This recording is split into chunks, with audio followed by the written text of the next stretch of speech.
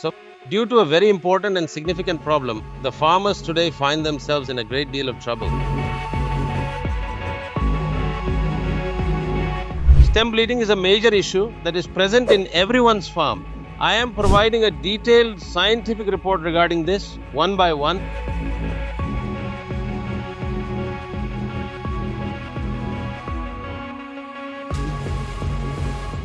Whenever any problem comes up, the thought that it could be a nutrient deficiency is naturally fixed in our minds. The thing about nutrients is that they are only 1/3 of the problem, the other two parts are completely different. Greetings to all my farmer friends. I am here in the Kadur Taluk today.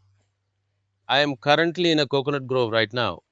So here, because of a very important and rather large problem, the farmers today are in a state of distress. And what is it? It is stem bleeding. So this has turned into a major issue in every single one of the farms. The farmers have become completely distraught. They do not know why it is happening. And so today we have come, and after setting up an extensive camp here, I am providing a scientific report on this one by one. So now I am going to be using our digital soil testing device. We are now going to start the soil testing process. So by using this, we will then apply it directly to the soil by inserting it just like this.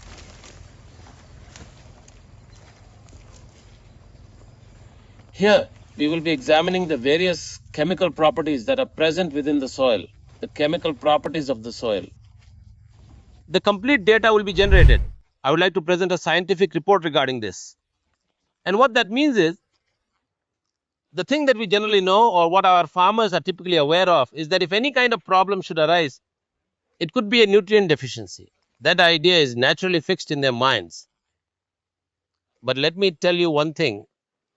The thing about nutrients is that they are only one part out of a total of 3, and the other 2 are completely different. To explain this further, the nutrients are directly related to the chemical properties that are found in the soil.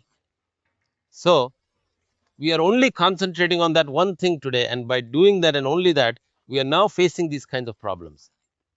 The reason why this has occurred is something that we find when we conduct a scientific soil test, and that one report on the nutrients I will explain to you here.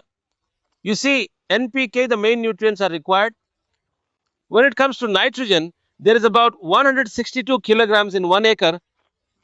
However, for a coconut plantation, 20 kilograms of nitrogen is sufficient. So, if it is 20 kilogram, that means another 142 kilograms is in excess, I would say. And in the same way, with phosphorus, it is approximately 62.20 kilogram per acre. But the amount that is actually required is only 15 kilograms. That is slightly high. So, potassium is 163 kilograms. Since only 50 kilogram is required, that is extremely high. What do you say? Oh, super, right? You might be thinking, if there is this much of it, that is a good thing, right? No. When there is an excessive amount of potash and phosphorus present in the soil, it causes the micronutrients to get locked. Whether it is magnesium, zinc, boron, iron or calcium, every single one of them gets locked up. And it prevents the crop from being able to access them. The plant's physiology gets affected, and that is when these types of issues start to arise. In addition to that, here is something concerning its chemical properties.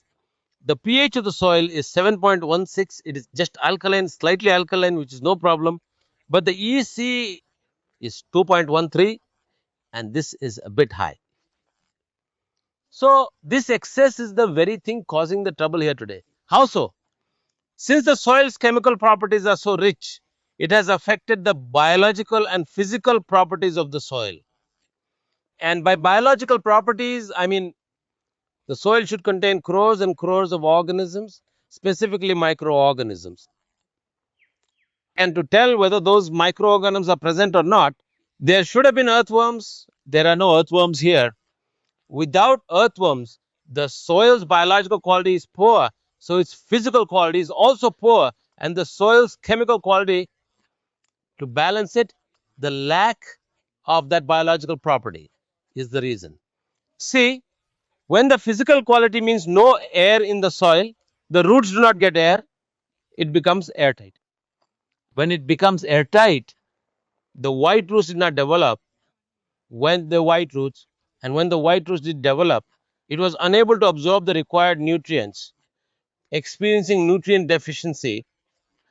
The plant keeps getting weaker, and this thing called stem bleeding happens because the number of pathogens in the soil increases, and that is where this stem bleeding comes from. It has appeared. So you need to think about whether just providing nutrients is enough for this agriculture. Can we say it is complete? No, this problem has come up because we assumed it would be enough. So here, the soil's biological and the soil's physical properties, if we understand that this needs to be in the soil, then the story is complete. Meaning that food web in the soil, as it develops, all these problems decrease. So because of that, today in the country, a soil food web can be enriched within 15 to 30 days. By enriching, that is, by creating earthworms and correcting the three properties of the soil, is the work being done today by our organization, Microbi Agrotech Private Limited, through the method of providing doctor soil biological inputs. We have been able to completely stop this problem. We have thousands of examples of this. Therefore, to all farmers, please do not cause this kind of trouble for a tree that is supposed to live for decades. By getting your soil tested, by getting your soil and by correcting the three properties of the soil, you can go on to save your trees. While getting a good production and growing an excellent crop, I am concluding my words. Thank you.